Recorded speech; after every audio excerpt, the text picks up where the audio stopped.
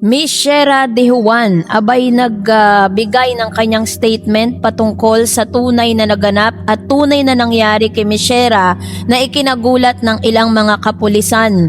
So sa mga unang investigasyon sinasabing wala pong foul play, pero base po sa narrative na inilabas ni Miss Shera matapos siyang matagpuan sa Season Pangasinan ay meron po siyang sinasabing something happened to bride-to-be na ngayon ay pag-uusapan natin. But before that, if you haven't subscribed yet to my YouTube channel, please don't forget to like, share, and subscribe at i-hit mo na rin ang notification bell for more updates.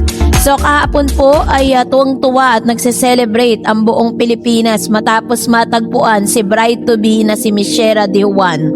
So tuwang-tuwa din at nagse-celebrate din ang pamilya ni Miss Shera De Juan dahil finally after 19 days ay natagpuan na nga po ang kanilang anak. Pero base po sa investigasyon ng mga kapulisan, ay meron po silang nalaman patungkol po sa pagkawala nito na tila baga ito po yung iimbestigahan po nila pagkatapos po na maipagamot si Miss Shera. So, meron pong balita po, no, ang News 5 everywhere, yan, 5 million subscribers na po sila. At ito, very detalyado yung kanyang sinabi dito. Napaka-detalyado ng mga balita na inilabas ng News 5 patungkol kay Miss Shera. Ngayon, hihimay-himayin po natin for your, at medyo nakakaloka yung mga revelasyon ni Miss Shera De Juan. Pakinggan natin to. Ito yung pamilya ni Shera De Juan matapos kumpirmahin na sa Pangasinan nga ito at nakita na 9:30 ng gabi na sinasabing ibiniyay na ito papunta rito sa Quezon City para ma-meet ang kanyang pamilya. Pero bago yan ay maraming kontrobersya nga na nangyari. Sa Yan po yun. ni Shera De Juan, sinabi niya na hindi siya sumakay ng bus, sumakay siya ng UV Express. Nung December 10 nang siya ay nawala at isang lalaki raw ang nagtumutok ng patalim sa kanya at siya raw ay nawala ng malay at nagising sa isang madilim na lugar. At hindi malinaw doon sa kanyang mga kwento at pattern ng kanyang kwento kung paano siya nakatakas at paano siya napunta sa Pangasinan. Kaya ito ay iimbestigahan ng QCPD at aalamin nila yung mental health nga ni Shera. Base po sa statement at narrative nitong si Miss Shera De Juan, meron po siyang nabanggit kasi habang tinatanong po siya ng pulis, kasi alam natin na yung mental state kasi ni Miss Shera De Juan ay hindi po stable. Talagang may pinagdadaanan talaga siya.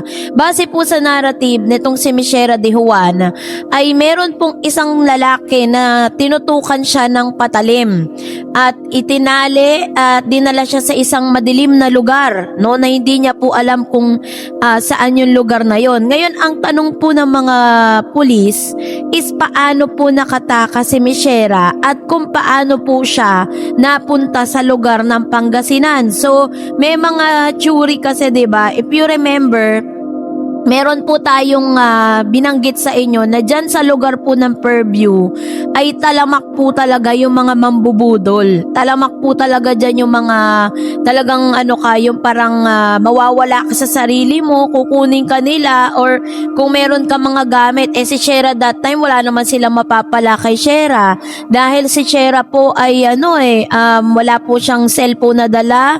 Kung may pera man siya that time, kasi may pera siya dahil po siya ay bibili ng sapatos, so may dala siyang pera that time. So, yun po yung nagfo-focus po doon yung mga kapulisan. Baka nga naman may foul play sa pagkawala ni Shera. Kasi ang narrative niya, tinutukan siya ng patalim ng isang lalaki. Siguro nakita po ng lalaki na tulala si Miss Shera nung siya po ay sumakay ng sabi kasi ni Shera hindi siya sumakay ng bus. Sumakay siya ng UB Express. So parang ito po ay mga yung mga van, parang gano'n yung sinakyan niya papunta po sa lugar kung saan siya dapat pupunta. Maaaring nakita siya ng mga taong ito na tulala at wala sa sarili. Dahil kaya dito ginawa po nila yung hindi maganda kay Shera. Ang pinaka ano dito, ang pinaka talagang nakakatakot, baka mamaya kung totoo man yung sinasabi ni Shera na siya po ay tinutukan at dinala sa madilim na lugar, hindi kaya siya po ay, alam nyo na, baka mamaya pinagsamantalahan na si Shera, kasi base po sa narrative ng mga pulis at dun po sa sumagip kay Shera, nakita po nila si Shera na nagmistulan na pong babaeng yung para siyang bata, yung wala na sa sarili, gulo-gulo na yung buhok niya, tapos madungis siya dahil syempre ilang araw na siyang hinahanap, tapos sobrang payat ni Shera. At nakita nga nila na palakad-lakad si Shera. Inamin din ni Shera, siguro sa matinding gutom at dahil din sa pagod, dahil lakad siya ng lakad, hinimatay na po siya sa kalsada. Pagkatapos noon, syempre wala rin namang tutulong sa kanya kasi parang taong grasa na si Shera eh. Ganon na yung level ng kanyang itsura that time. So, dahil po doon, parang wala nang pumapansin sa kanya. Pero dahil meron pong isang rider na nagmalasakit kay Shera, no, para po talagang sagipin siya dahil nakilala si Shera de Juan na siya yung hinahanap ng buong Pilipinas, kaya po siya tinulungan. Pero, according po dito sa narrative na inilabas ni Shera, ay tumitingin pa rin po sila ng ibang anggulo. Kasi sabi nga ni Shera na tinutukan daw siya ng barel, tinutukan siya ng patalim, dinala siya sa madilim na lugar, at hindi niya alam bakit siya napunta ng Pangasinan. Yun po yung kanyang narrative. Tapos after a while, biglang nag-iba na naman yung kanyang statement. Papanoorin pa natin to. Walang suot na salamin. Dito natagpuan ang missing bride. Si Shera de Juan nasa bahay ng Sison, Pangasinan. Kasama ang QCPD, sinundo si Shera ng kanyang fiancé na si Mark R.J. Reyes. Ay, yung dinalan mo dito. Ramon. Okay. Sorry. Kasi nga galing sa sa Naglakad ka lang? Naglakad ng po. Pero madaling araw ko yung nilalang. Sa December 14 sana ikakasal sina Shera at Mark R.J. December 10 na magpaalam si Shera na bibili ng sapatos sa Fairview, Quezon City para sa kasal. Pero hindi na siya nakabalik. Buong bansa ang sumubaybay sa missing bride na huling nahagip ng CCTV na sumakay ng bus. Marami espekulasyon ang kanyang pagkawala. Itinuring pa ngang person of interest ang kanyang groom. Nag-alok pa nga ang pamilya ng 150,000 pesos sa mga pagtuturo sa missing bride. Matapos matunton, nakausap ng News 5 ang pamilya ni Shera. Kwento ng tatay niya, tumawag ang bride-to-be sa kanyang kuya kaninang alas 8 ng umaga. Ipinaalam niyang buhay siya at nasa Pangasinan. Halos umiyak sa tuwa ang ina ni Shera dahil hindi na raw nila inaasahan na makikita ang nawawalang anak bago magbagong taon. Narinig ko sa kanya, sorry po talaga. Ang sabi ko sa kanya, huwag kang mag-sorry. Ang mahalaga nakita ka, mahalaga bumalik ka, kaya bumalik ka na dito. Talagang marunong talaga ang Diyos na halos gabi-gabi mula pa ng Pasko. Hindi ako nakaliwat na. Sabi ko, sana makita ko na yung anak ko. Yung picture niya na binigay niya sa akin noong December 10, tinago ko yun. Yun ang palagi kong binabalot sa telang itim na para tuwing gabi. Nakakaawa yung ina ni Shera de Juan, tsaka yung tatay niya. So, sabi po doon sa kanyang interview na sorry si Shera. And doon po sa mas pinalalim na interview dito is sinagot lahat nito pong mga reporters, yung question lahat ng reporters na kung ano yung mga nangyari, yung very detailed na pagbabahagi nito. At yun po yung kanilang nakikita na talagang kailangan muna na ipagamot itong si Shera. Kailangan patignan talaga siya sa isang psychiatrist, para talagang ma-check kung meron ba talagang may problema ba talaga sa mental health itong si Shera de Juan. Pero sa akin pong obserbasyon kasi base po dun sa mga nakita natin at dun sa narrative at sa kwento kung paano siya nakita, feeling ko talagang nawala na sa sarili si Shera. Yun talaga yung kanyang yun talaga yung kanyang pinaka-main reason kung bakit hindi siya makabalik. So dahil din sa tindi ng gutom, 'di ba? Alam natin na minsan ganon din po yung mga taong gumagala-gala, 'di ba? Parang mas lalong natitrigger. Meron kasi akong isang napanood na documentaries na ganyan, kailangan daw yung mga ganitong klase ng tao, yung parang may pinagdadaanan sa mental health, kailangan hindi po sila nalilipasan ng gutom. Kasi the more po na sila po'y nalilipasan ng gutom, mas nagtitrigger yung kanilang issue sa kanilang mental health, no? So ganun, maaring ganun yung nangyari kay Michera, pero hanggang ngayon iniimbestigahan pa rin ito ng mga kapulis. So pagpapatuloy pa natin ang ilan sa mga investigasyon, ito mas magaganda po yung mga sinabi dito Na sinigang, parang nga dumating nga lang medyo delay dahil 9:30 pa nga umalis at ilang oras mula Season Pangasinan patungo rito sa Quezon City. Sabi ng QCPD Station 5, hindi na idadaan sa kanila dahil nagkaroon na ng initial investigation doon sa PNP Season Pangasinan. At kanina nga yung sinabi kong information na siya ay sumakay ng UB Express at ito nga ay maaaring kaso ng abduction ay iimbestigahan pa ng QCPD. Pero sa ngayon ay pagpapahingain muna siya at bukas ay dadali naman siya sa isang ospital para ipa-check up ng QCPD para naman sa kanyang mental health. Saka na lang siya muling iimbestigahan para naman magtugma-tugma yung kwento niya kung bakit siya umalis. Kanina rin sa press con, sinabi ng QCPD na ito ay hindi first time na nawala sa kanilang bahay, at ito yung minsan ding umalis base na rin sa kwento ng isa sa mga kaibigan niya. Pero kinausap natin yung tatay kanina ni Shera at hindi niya makumpirma yung kwento na una itong umalis. Para sa kanila, noong December 10 lamang ito nawala. Bokmean. Well, Gary, konti tanong lang kasi medyo may mga ilang detalye na parang hindi nagtutugma at least dun sa initial na pagkakakwento. Kasi nabanggit mo nga na tila merong tumutok sa kanya ng patalim. At nagising na lang siya sa isang madilim na lugar. But on the other hand naman, may kwento naman siya na sumakay siya ng UB Express, sumakay siya ng bus at nagpunta siya ng Pangasinan. So sa huli, ano po ba ito? Ito ba'y voluntaryo siya kusang nagpunta sa ibang lugar o siya'y dinampot at pinilit pumunta sa ibang lugar?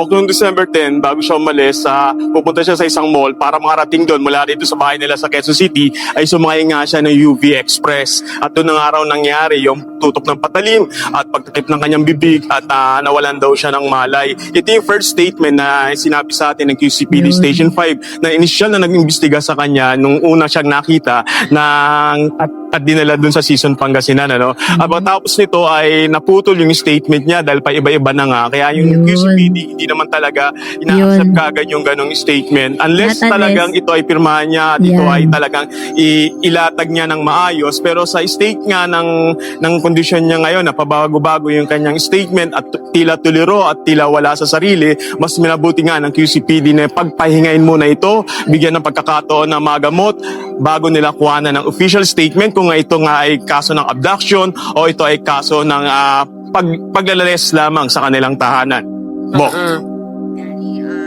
So, yun po yung sinasabi dito ng mga kapulisan. So, kahit po sinabi or parang sa narrative ni Miss Shera De Juan na siya po ay tinutukan ng patalim, itinali at dinala sa madilim na lugar, hindi po pwedeng yun agad ang statement na paniniwalaan ng mga pulis. Kailangan po nilang imbestigahan kasi nga may inconsistency di umano doon po sa kwento ni Michera. Pero kung titignan po natin, 'di ba? Parang si Michera kasi litong-lito siya sa mga kaganapan. So mas mabuti talaga na pagpahingayin muna si Shera De Juan, tsaka na lang po ulit siya bigyan ng pagkakataon na ikwento kung ano yung tunay na nangyari sa kanya. Pero sana nga lang ang ating pong prayers is wala pong nangyaring masama sa kanya. Kung totoo talagang may nanutok sa kanya ng patalim, sana lang okay po yung wala pong nangyaring masama sa kanya o kaya naman pinagsamantalahan siya or whatever. Yun kasi yung pinakamasakit, 'di ba? Kasi wala sa sarili si Shera nung natagpuan siya.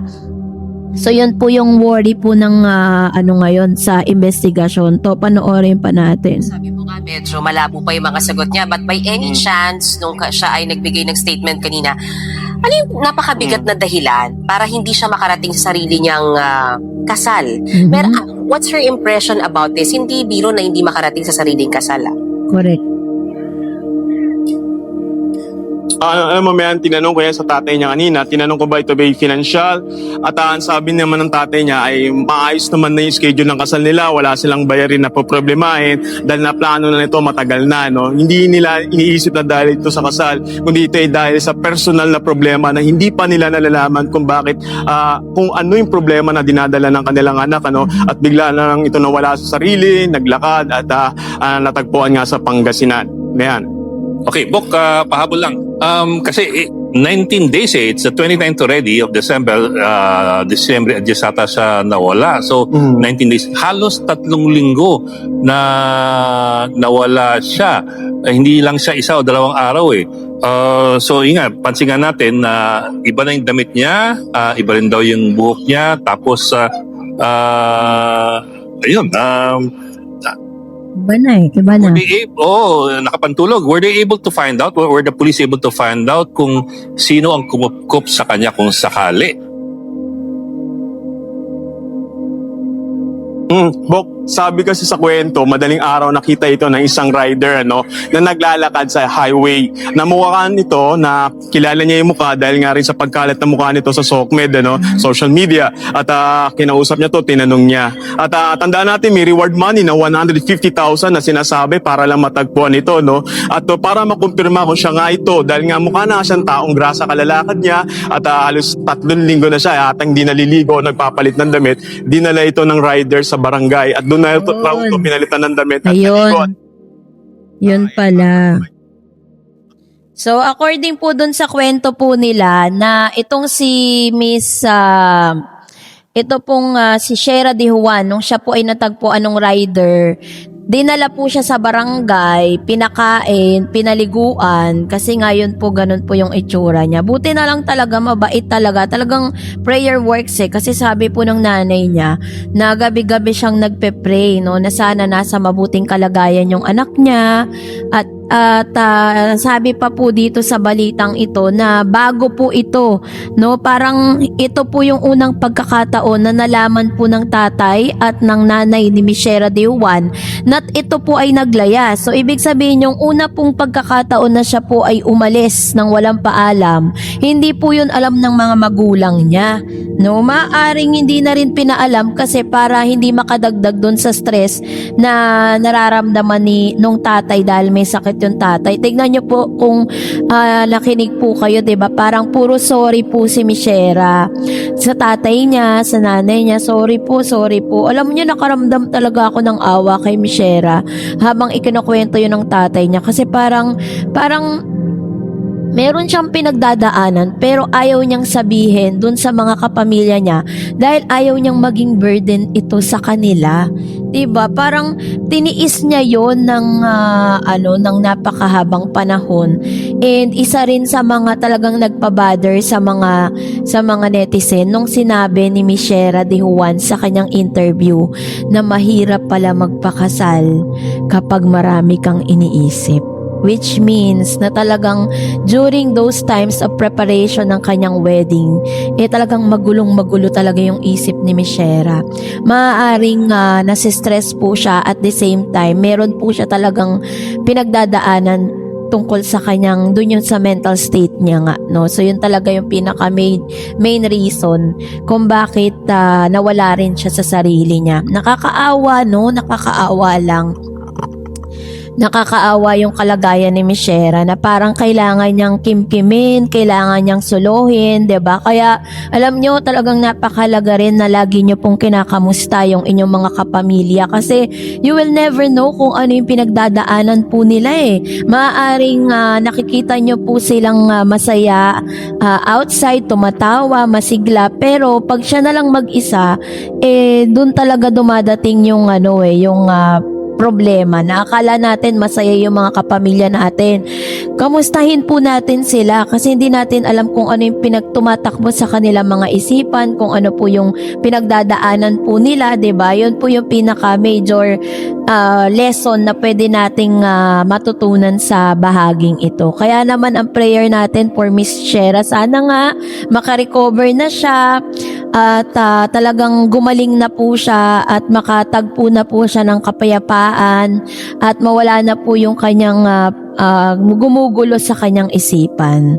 So, kayo po, anong inyong saloobin patungkol dito? Mag-comment kayo sa comment section. That's it for today. For more videos and updates, please don't forget to like and subscribe. And please don't forget to follow my Facebook page, Dar Eds TV, and Dar Eds channel. God bless everyone.